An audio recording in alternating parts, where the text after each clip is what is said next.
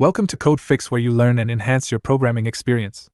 In this video we have shared how Type error, not supported between instances of str and int. This error message occurs when you try to compare a string and an integer using the operator. The operator is a comparison operator that is used to compare two values and check if one value is less than the other value. For example, if you have a string 5 and an integer 6, and you try to compare them using the operator like this, when you run this type of example code, you will get this kind of error.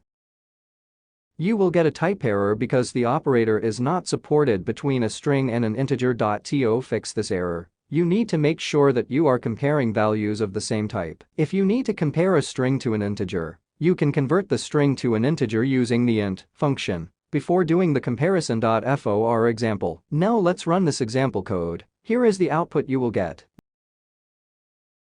This will convert the string 5 to an integer before doing the comparison, and the result will be true.